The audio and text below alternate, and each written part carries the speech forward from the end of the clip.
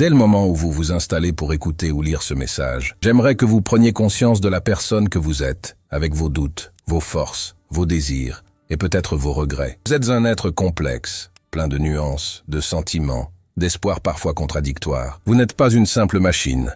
Vous ressentez et vous vivez avec une certaine intensité. Pourtant, si vous êtes là, en ce moment précis, c'est peut-être parce que vous éprouvez un élan vers le changement, une envie de grandir, ou simplement une intuition qui vous dit que vous n'exploitez pas encore pleinement votre potentiel. Peut-être vous avez déjà essayé de mettre de l'ordre dans votre vie, de changer des habitudes, de vous fixer des objectifs, et vous avez constaté à quel point il est facile de retomber dans l'inaction ou la distraction. Ce paradoxe est commun. Nous savons ce qui nous ferait progresser, mais nous ne parvenons pas à le faire durablement. À travers ce texte, je souhaite ouvrir un dialogue avec vous, presque comme si nous étions assis dans un salon tranquille, à discuter de ce qui compte vraiment. Imaginez un instant que nous soyons dans un lieu calme, peut-être une pièce baignée d'une lumière douce, des fauteuils confortables autour de nous, des boissons chaudes à portée de main. Vous me regardez, je vous regarde, et nous savons que nous allons parler de choses importantes, profondes, intimes, qui concernent la façon dont vous menez votre vie. Prenez le temps de respirer, de vous défaire des distractions numériques ou de l'agitation extérieure. Si votre téléphone est près de vous, posez-le, coupez les notifications. Accordez-vous le privilège d'un temps de lecture attentive. C'est une forme de respect envers vous-même. À mesure que vous avancez dans ces lignes, souvenez-vous que ce n'est pas un discours à sens unique. C'est une proposition, une incitation à l'introspection et à l'engagement. Vous pouvez imaginer me répondre mentalement, réagir, noter des questions ou des idées. L'important est que vous laissiez ce moment exister dans une certaine authenticité. Je voudrais commencer par une idée fondamentale. La vie est un bien très précieux, limité dans le temps. Aucun d'entre nous ne sait exactement de combien d'années, de mois ou même de jours il dispose. Pourtant, il est si facile de se comporter comme si nous étions éternels. Nous gaspillons parfois des heures entières à procrastiner, à nous laisser happer par des contenus ou des activités qui ne nous apportent ni repos réel ni éclairage sur nos projets. Nous naviguons d'une distraction à l'autre, tout en nourrissant à l'arrière-plan un sentiment diffus de culpabilité ou de malaise. La prise de conscience de la finitude peut, au premier abord, être angoissante, mais si on la retourne, elle devient un moteur extraordinaire pour s'approprier chaque instant. Les philosophes stoïciens de l'Antiquité insistaient sur le fait que, quand on se rappelle que l'on peut mourir demain, on est plus enclin à donner à la journée présente une direction qui compte vraiment. Il ne s'agit pas de sombrer dans la panique, mais de vivre avec une intensité juste, en se concentrant sur l'essentiel, en ne remettant plus à plus tard ce qui nous tient à cœur. Prenez un instant pour fermer les yeux et vous dire « Si je n'avais plus beaucoup de temps, que ferais-je aujourd'hui ?» Cette question peut changer radicalement votre rapport à la procrastination et au doute. Elle peut vous conduire à vouloir avancer ne serait-ce que d'un pas, car vous sentez au fond de vous qu'il n'y a pas de temps à perdre. Les stoïciens, par ailleurs, avaient une approche très pragmatique de l'existence. Ils considéraient qu'il fallait distinguer ce qui dépend de nous et ce qui n'en dépend pas. Ce qui dépend de nous, ce sont nos choix, notre regard sur les événements, la façon dont nous décidons d'investir notre énergie, ou encore le soin que nous apportons à notre esprit et à notre corps. Ce qui n'en dépend pas, c'est la météo, l'opinion d'autrui, l'évolution de la géopolitique mondiale, ou certains aléas de la santé. Nous pouvons influencer certaines choses, mais nous ne les contrôlons pas totalement. S'acharner à vouloir maîtriser ce qui ne dépend pas de nous est une source de frustration et de souffrance.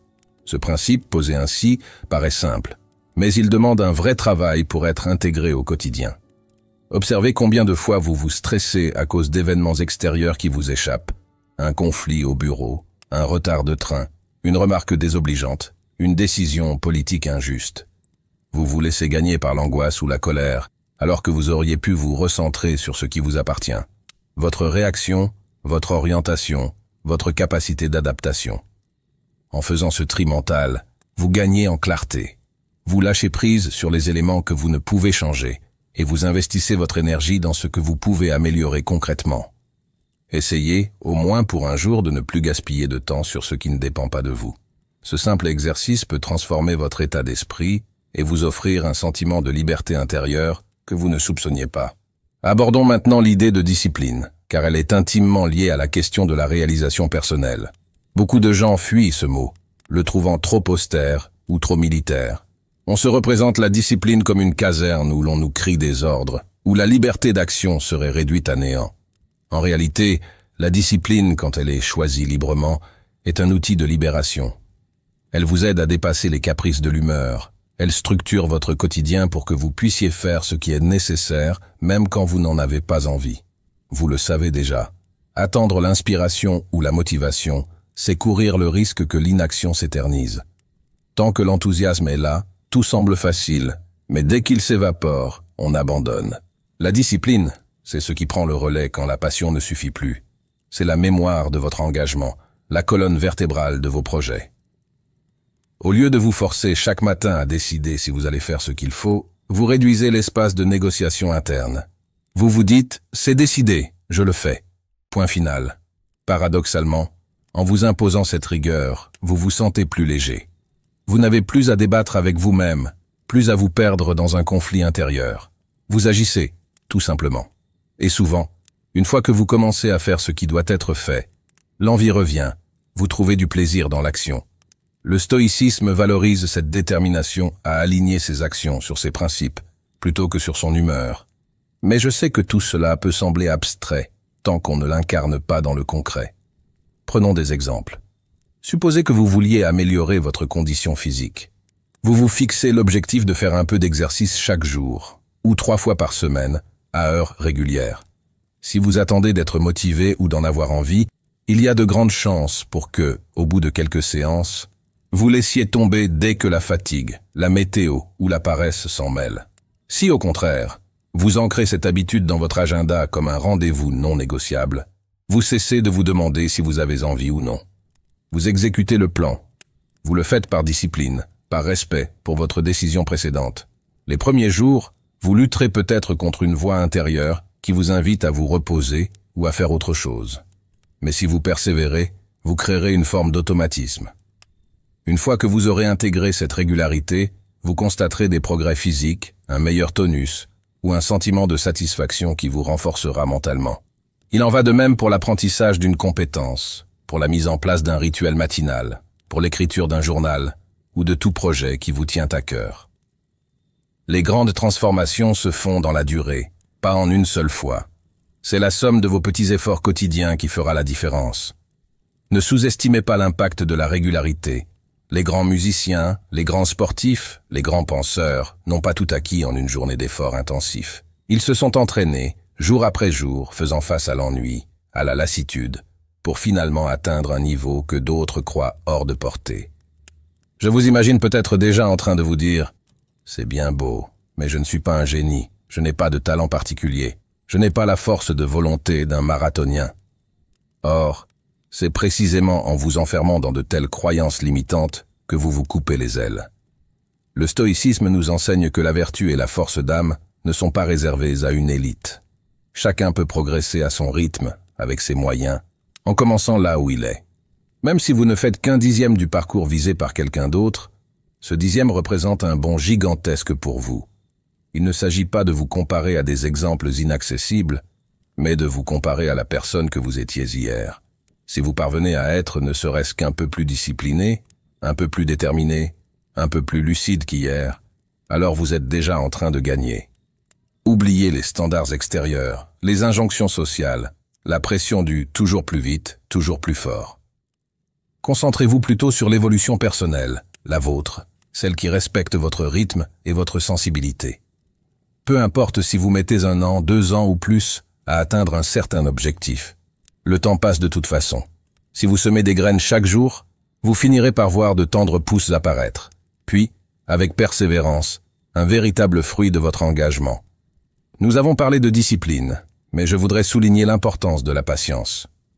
Le monde actuel nous presse constamment, nous vend l'illusion du résultat instantané, des formules magiques pour s'enrichir ou perdre du poids en quelques jours, pour apprendre une langue en dormant, ou encore pour trouver un succès fulgurant sans effort.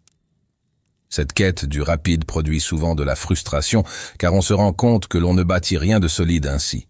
Les stoïciens mettaient en avant l'idée que la vraie réussite, qu'elle soit intérieure ou extérieure, naît d'un lent labeur, d'un ajustement permanent, d'un contact répété avec la difficulté.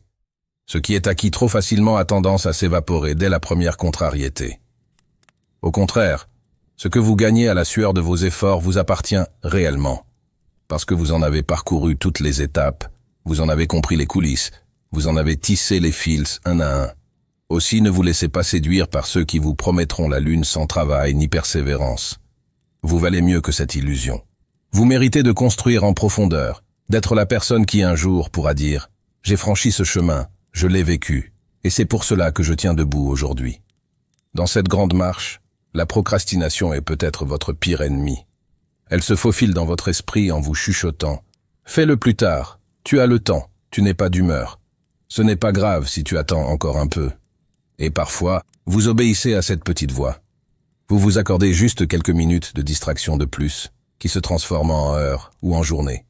Vous repoussez le démarrage d'un projet qui vous tient à cœur, vous laissez s'empiler les tâches et vous vous retrouvez finalement avec un sentiment de culpabilité et de stress.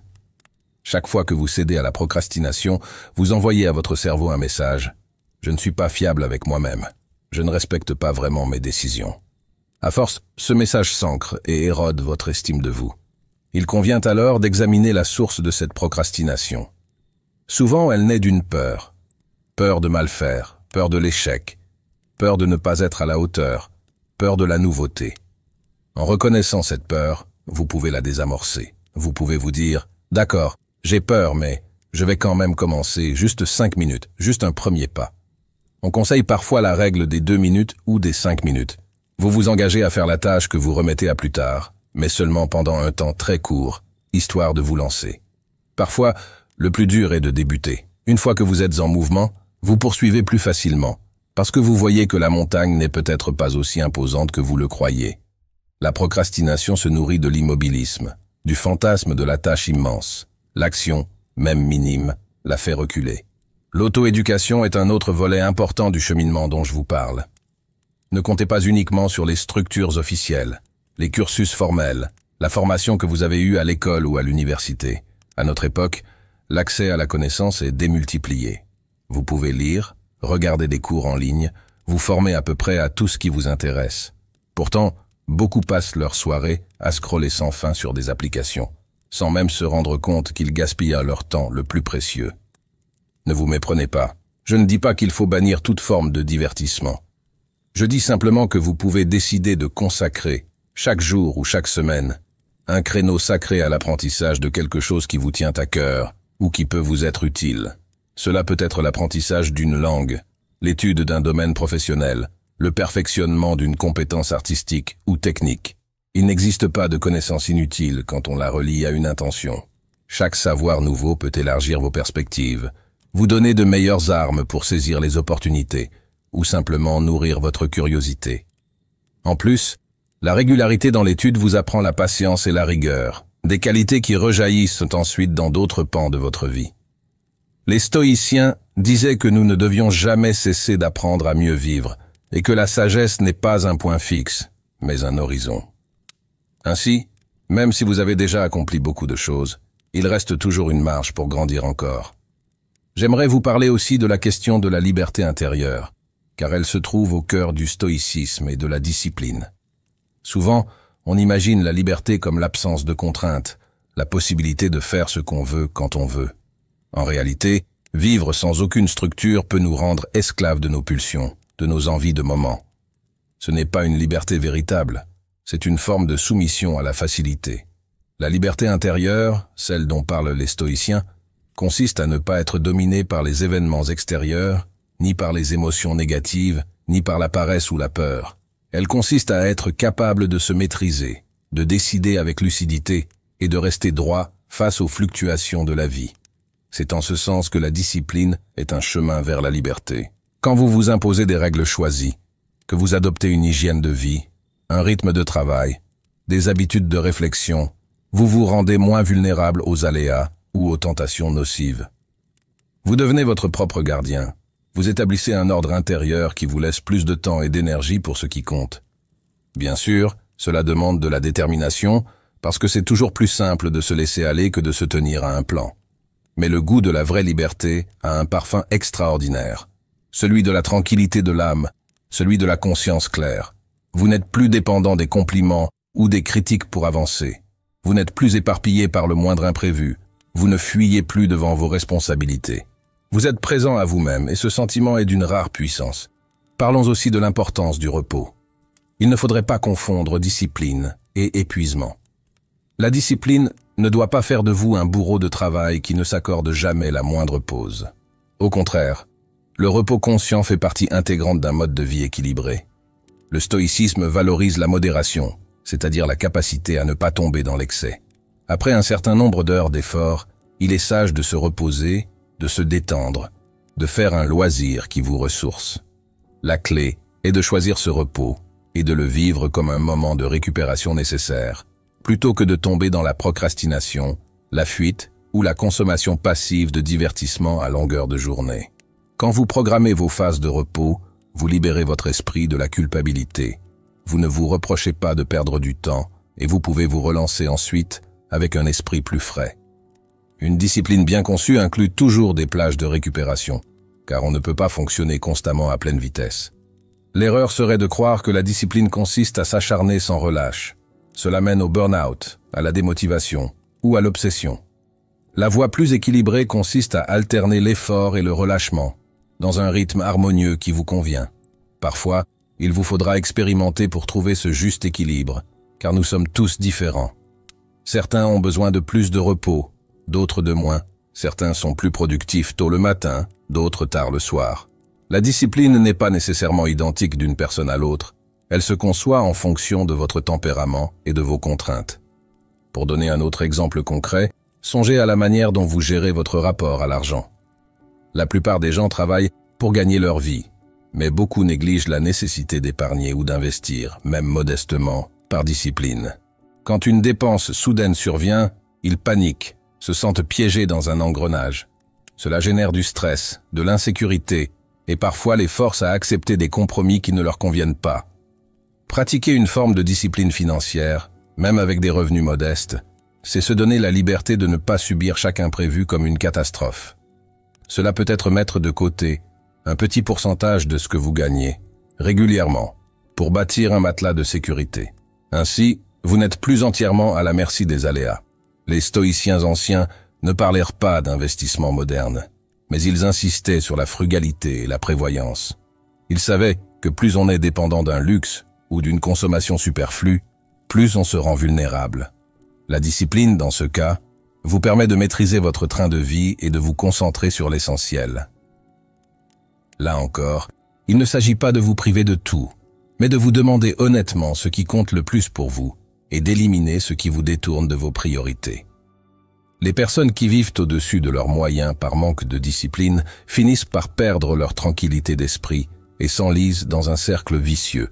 En revanche, celles qui acceptent de différer certaines gratifications matérielles bâtissent leur autonomie, ce qui leur laisse ensuite plus de latitude pour faire de vrais choix de vie. Maintenant, peut-être ressentez-vous une certaine solitude dans ce cheminement. Il se peut que votre entourage ne comprenne pas cette envie de travailler sur vous-même, de devenir chaque jour plus solide, plus conscient, plus discipliné. Certains peuvent se moquer, vous traiter de trop sérieux, dire que la vie est courte et qu'il faut profiter sans trop réfléchir. Sachez que c'est une réaction courante, parce que beaucoup de gens préfèrent rester dans une zone de confort, ne pas se poser de questions, et fuir tout ce qui nécessite un effort conscient. Mais quand vous persévérez, vous pouvez aussi inspirer, sur le long terme, ceux qui vous critiquent. Parfois, ils ne comprendront que plus tard la valeur de vos efforts. Ou alors, vous serez amené à rencontrer d'autres personnes qui partagent votre état d'esprit, que ce soit en rejoignant un groupe d'entraide, en échangeant sur des forums, ou simplement en parlant de vos projets. La discipline ne signifie pas que vous devez être un ermite coupé de tout contact humain. Au contraire, vous pouvez créer de nouvelles connexions avec des gens qui, comme vous, cherchent à grandir. Ces échanges peuvent être extrêmement porteurs, car vous vous soutiendrez mutuellement dans la difficulté, vous partagerez vos astuces, vous vous encouragerez. Rappelez-vous tout de même que même si personne ne vous encourage, vous avez le droit de continuer, pour vous-même. C'est votre vie, et vous n'avez pas à vous conformer au degré de confort ou de lâcher-prise des autres. Abordons la question des émotions. On pourrait avoir l'impression que la discipline et le stoïcisme consistent à réprimer tout sentiment. Or, il n'en est rien. Les stoïciens ne prônèrent pas l'absence totale d'émotions. Ils préconisèrent simplement de ne pas se laisser asservir par elles. Cela revient à dire que vous pouvez éprouver de la tristesse, de la colère, de la joie, de la peur, mais vous n'êtes pas obligé de réagir impulsivement. Vous pouvez accueillir ces émotions comme des informations, puis décider de la meilleure réponse à y apporter. En effet, les émotions ne sont pas nécessairement rationnelles. Elles ont des causes dans notre psyché, notre histoire, notre biologie. Mais si vous êtes capable, par discipline intérieure, de prendre un temps de recul, de respirer, de réfléchir, vous évitez de dire ou de faire quelque chose que vous regretteriez. Un stoïcien ne se réduit pas à un bloc de glace, il est simplement maître de sa réaction, autant que possible. Parfois, cela demande de l'entraînement, car nous sommes vite emportés par la colère ou la peur. Faites l'expérience suivante. La prochaine fois que vous sentez une forte émotion vous envahir, ne répondez pas tout de suite. Ne prenez pas tout de suite une décision irréversible. Accordez-vous quelques secondes, voire quelques minutes, pour calmer la montée de l'émotion, et posez-vous la question. Que me dit cette émotion, et quelle est la meilleure conduite à adopter? Ce simple geste peut vous éviter bien des conflits ou des regrets. Le développement personnel n'est pas qu'une affaire individuelle, il a des répercussions sur la société. Quand vous devenez plus responsable, plus fiable, plus apaisé, vous contribuez à un climat social plus constructif. Vous pouvez apporter votre aide, servir d'exemple, inspirer ceux qui hésitent. Les stoïciens soulignaient le fait que nous sommes des êtres sociaux et que la vertu n'a de sens que si elle s'exprime dans nos interactions. La discipline qui vous rend meilleur envers vous-même peut aussi vous rendre plus disponible pour les autres. Vous pouvez alors être cet ami, ce collègue, ce parent sur qui l'on peut compter parce qu'on sait que vous ne vous laissez pas déborder par la colère ou la paresse, parce que vous prenez les choses au sérieux, sans pour autant être dépourvu d'humanité. N'ayez pas peur de rayonner au-delà de votre propre personne. Parfois, on craint de passer pour présomptueux si l'on cherche à donner l'exemple. Mais c'est votre comportement qui parlera pour vous, pas vos paroles.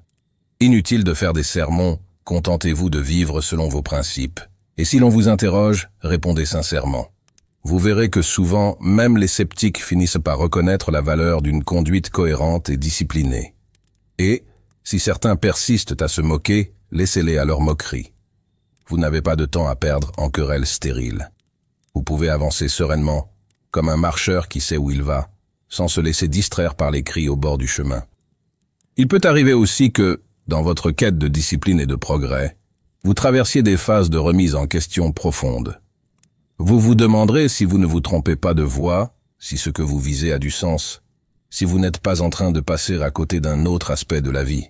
C'est normal, c'est même sain. Le doute peut être un allié, dans la mesure où il vous oblige à examiner vos motivations et à ajuster votre trajectoire si nécessaire.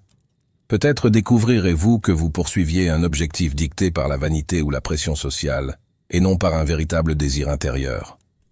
Dans ce cas, vous devrez avoir la lucidité de changer de cap, tout en conservant la discipline qui vous a permis d'avancer jusqu'ici. Au fond, la discipline et la flexibilité peuvent cohabiter. Discipline dans l'exécution des décisions prises, flexibilité dans la réévaluation des objectifs. Les stoïciens ne disaient pas qu'il fallait être rigide comme un bloc de granit. Au contraire, ils savaient que la vie est mouvement. Cependant, ils croyaient en la constance de la vertu, c'est-à-dire que si vous constatez qu'une voie ne vous correspond plus, vous pouvez la quitter, mais vous continuerez à agir avec engagement et droiture. Vous ne tomberez pas dans le laisser-aller. Vous démarrerez un nouveau chapitre, certes, mais avec la même éthique de travail, la même honnêteté envers vous-même. En parlant d'honnêteté, il convient d'évoquer la relation à soi-même.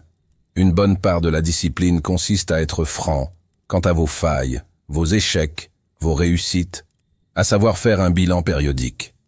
Certains tiennent un journal chaque soir pour noter ce qu'ils ont accompli, ce qu'ils ont manqué, quelles émotions ils ont ressenties, quelles questions les ont traversées. C'est un outil très utile pour prendre du recul et pour ne pas se raconter d'histoire. Si vous écrivez noir sur blanc que vous avez reporté une tâche par paresse, vous vous en trouverez peut-être un peu gêné, mais vous serez plus conscient du mécanisme qui s'est opéré. Vous pourrez alors prévoir une stratégie pour éviter que cela ne se reproduise. De même, si vous notez vos petites victoires, aussi infimes soient-elles, vous renforcez votre motivation en voyant que vous n'êtes pas resté complètement inactif. Sur le long terme, ce genre d'habitude vous donne une vision claire de votre progression. Vous voyez les hauts et les bas, vous repérez les périodes où vous avez été particulièrement productif, ou, au contraire, où vous avez laissé filer le temps. Vous ne pouvez plus feindre d'ignorer la réalité, car vous l'avez consignée. Cet engagement sincère avec vous-même est un catalyseur de discipline. Vous cessez de vivre dans le flou, vous savez où vous en êtes, et vous pouvez ajuster votre cap. Bien sûr, tout le monde n'aime pas écrire, mais vous pouvez adapter ce principe, faire un bilan mental avant de vous endormir, ou partager vos avancées avec un proche de confiance, ce qui crée une forme d'engagement réciproque. Parlons enfin de la notion de sens, car elle est essentielle pour que la discipline ne devienne pas une simple routine vide de toute saveur. Vous n'êtes pas un robot qui s'exécute sans raison. Vous êtes un être humain qui a besoin de comprendre pourquoi il se lève le matin, pourquoi il fait tous ses efforts, pourquoi il persévère quand la fatigue et le doute surgissent. Le sens peut prendre plusieurs formes. Un idéal de vie, le désir de contribuer, l'envie de protéger sa famille, la volonté de mener une existence conforme à ses valeurs, l'ambition de créer quelque chose de beau ou d'utile, un engagement spirituel ou philosophique, etc. Sans un sens profond, la discipline peut se transformer en esclavage volontaire. Vous accumulerez les actes sans y trouver de la joie ou de l'épanouissement. Les stoïciens répétaient que l'on doit vivre conformément à la raison et à la nature humaine, c'est-à-dire en harmonie avec ce qui fait notre dignité et notre humanité. On peut traduire cela aujourd'hui en disant que vous devez déterminer vos vraies motivations, ce qui vous anime et vous élève, puis orienter vos efforts dans cette direction. Les objectifs superficiels finissent souvent par s'évanouir ou par nous laisser insatisfaits. Les objectifs profonds, eux, nous portent dans la durée, car ils s'enracinent dans une aspiration intime, quelque chose qui nous touche au cœur. Vous voilà arrivé à un stade avancé de ce long texte, rédigé comme une conversation directe, presque intime, pour vous parler de cette quête de discipline et de progrès personnel. Vous vous demandez peut-être quelle sera la suite. Je vous invite à ne pas laisser ce moment se dissiper dans l'oubli. Prenez quelques minutes pour laisser infuser ces réflexions en vous. Demandez-vous, qu'est-ce que je peux changer dès aujourd'hui dans ma façon de vivre pour commencer ce travail de construction ou de reconstruction? Peut-être est-ce un petit détail, une unique habitude ou la résolution de consacrer un créneau précis chaque jour à ce qui compte pour vous. Peut-être avez-vous besoin de faire le tri dans vos priorités, d'écrire noir sur blanc ce qui vous tient à cœur, ou encore de faire un tri dans votre environnement numérique. Si vous quittez ces lignes sans passer à l'action, vous risquez de retomber dans le flot de la routine et de ne plus y penser sérieusement.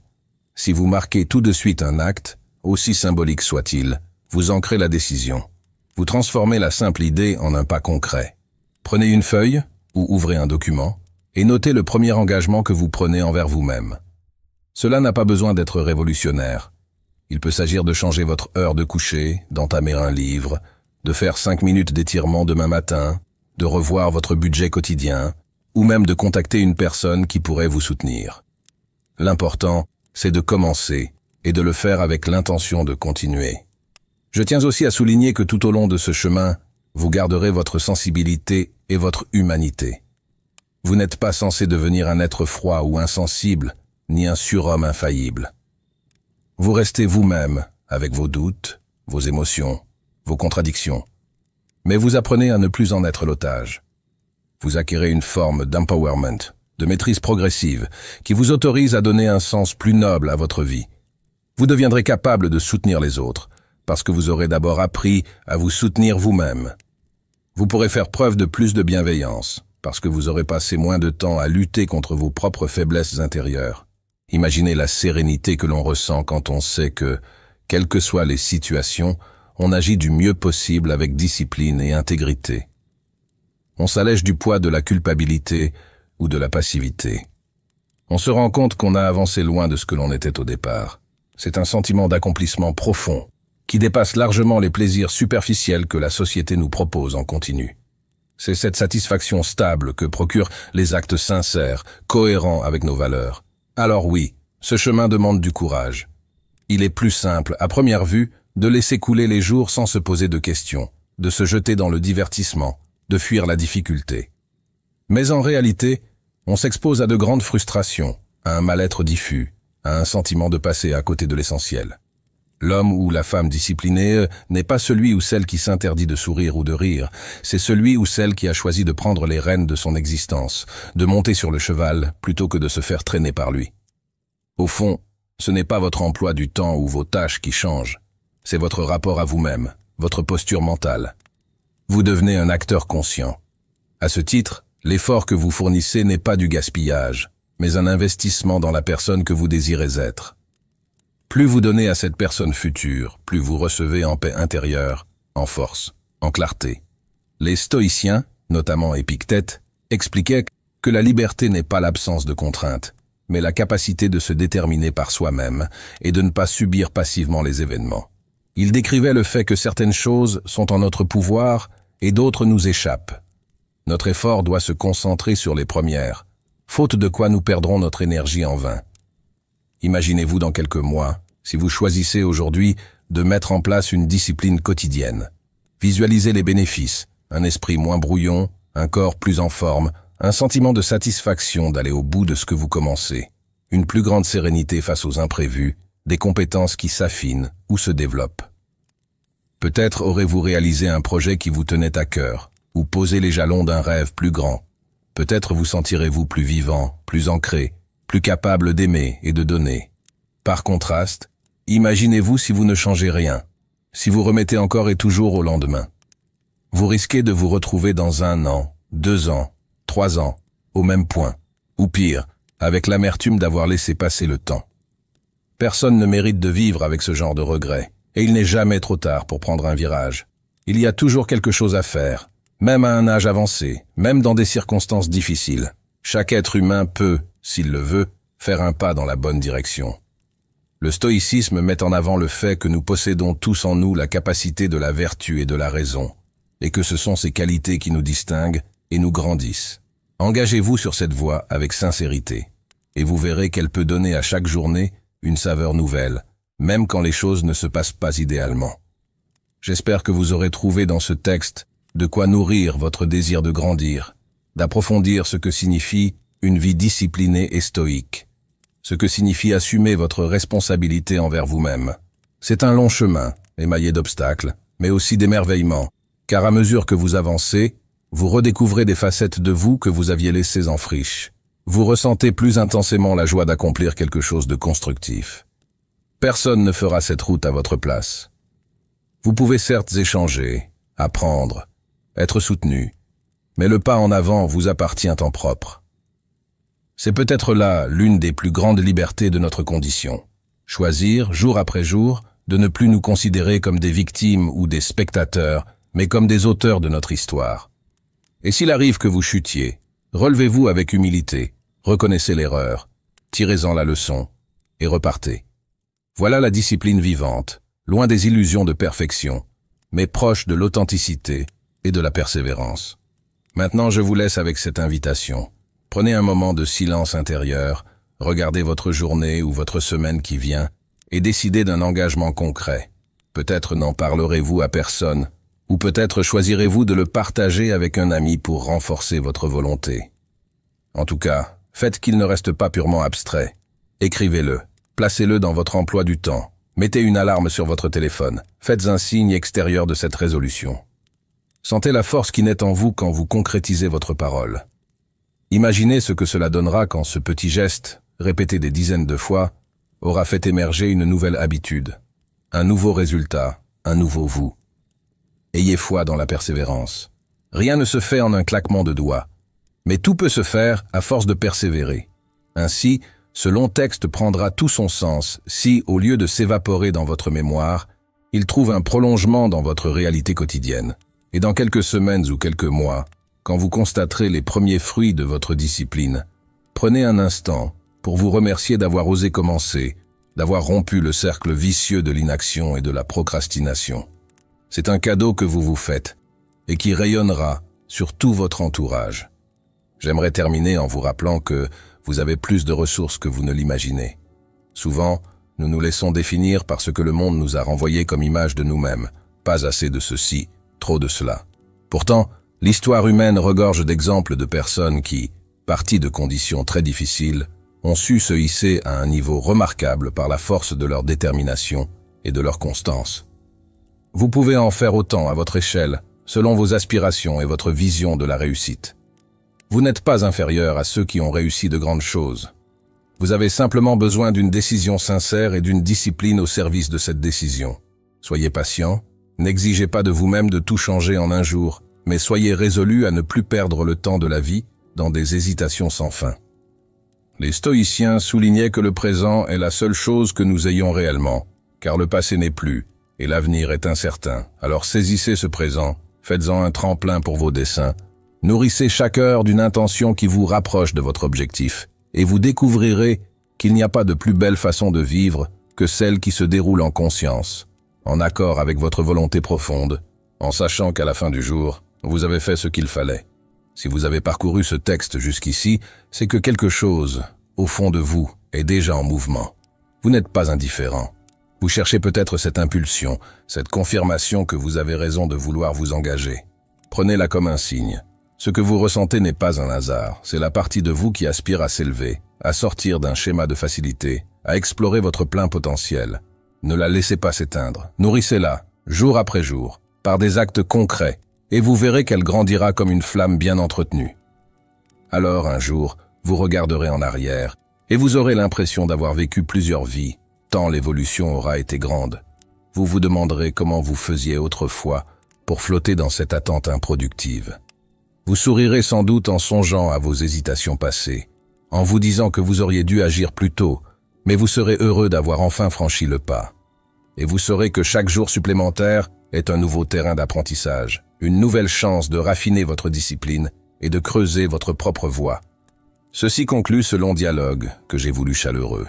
J'espère qu'il a semé en vous des graines fertiles, qu'il a éclairé certains recoins de vos doutes, qu'il vous a rappelé la valeur incomparable de la discipline et de la responsabilité personnelle, qu'il vous a fait entrevoir l'apport du stoïcisme et de cette volonté de grandir chaque jour. Je vous encourage à en tirer le meilleur, à l'adapter à votre situation, à vous fier à votre intuition pour savoir où orienter vos efforts.